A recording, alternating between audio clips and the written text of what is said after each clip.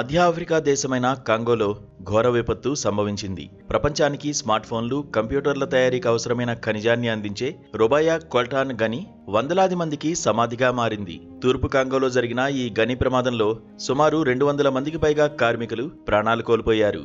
సహాయక చర్యలు కొనసాగుతున్న కొద్దీ మృతదేహాలు బయటపడుతూనే ఉన్నాయి. ఒక్క సంఘటన ఆ ప్రాంతాన్ని శ్మశాన వాటికగా మార్చేసింది.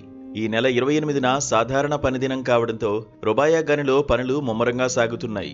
ఒకవైపు పనులు సాగుతుండగా అనుకోని ప్రమాదం సంభవించింది. వర్షాకాలం కావడంతో నేల బలహీనపడి ఒక్కసారిగా గని పైభాగం కూలిపోయింది. ఈ ప్రమాదం సమయంలో అక్కడ కేవలం కార్మికులు మాత్రమే కాదు, పక్కనే ఉన్న మార్కెట్ మహిళలు, చిన్నపిల్లలు కూడా ఉన్నారని ప్రాంతీయ గవర్నర్ లుబాంబా కాంబెరే ముయిసా వెల్లడించారు. వీరంతా టన్నుల కొద్దీ మట్టి కింద సజీవ సమాధయ్యారు. ఇప్పటివరకు 227 మృతదేహాలను వెలికితీశారు. కానీ ఆ సంఖ్య ఇంకా పెరిగే అవకాశముందని అధికారులు ఆందోళన వ్యక్తం చేస్తున్నారు.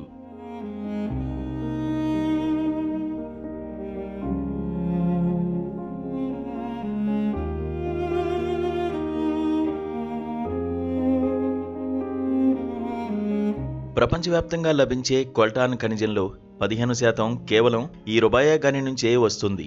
ఈ కొల్టాన్ను టాంటాలంగా మార్చి మనం వాడే మొబైల్ ఫోన్లు, ల్యాప్టాప్లు, ఏరోస్పేస్ భాగాలు, గ్యాస్ టర్బైన్ల తయారీలో ఉపయోగిస్తారు. అంటే ప్రపంచం టెక్నాలజీలో దూసుకుపోవడానికి అవసరమైన ఇంధనం ఇక్కడి నుంచే అందుతోంది.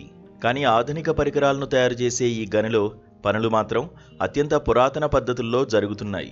మిషన్ల సాయం లేకుండా కేవలం మనుషుల శ్రమతోనే ఈ తవ్వకాలు సాగిస్తుండడం ఈ మరణాలకు ప్రధాన కారణం. ఈ ఘోర ప్రమాదం వెనుక రాజకీయ కోణం కూడా ఉందని అంటున్నారు. 2024 నుంచి ఈ రుబాయా గని AFC M23 అనే రెబల్ గ్రూప్ ఆధీనంలో ఉంది. ఈ తిరుగుబాటుదారులు గని సంపదను అక్రమంగా దోచుకుంటూ ఆ డబ్బుతో ఆయుధాలు కొనుగోలు చేస్తున్నట్లు ఐక్యరాజ్య సమితి నివేదికల ప్రకారం తెలుస్తోంది. పొరుగు దేశమైన రువాండా వీరికి మద్దతిస్తోందని ఆరోపణలు ఉన్నాయి. కనీస భద్రతా ప్రమాణాలు పాటించకుండా కేవలం లాభమే ధ్యేయంగా సాగుతున్న ఈ గనుల దోపిడీకి అమాయక కార్మికులు బలవుతున్నారు. కాంగోలోని గనుల కార్మికుల దుర్భర పరిస్థితులకు ఈ ప్రమాదం మరో నిదర్శనం.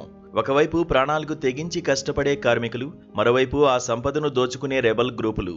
ఈ మధ్యలో సామాన్యుల జీవితాలు మట్టిలో కలిసిపోతున్నాయి. ఈ అంతర్జాతీయ విషాదంపై ప్రపంచ దేశాలు ఎలా స్పందిస్తాయో వేచి చూడాలి.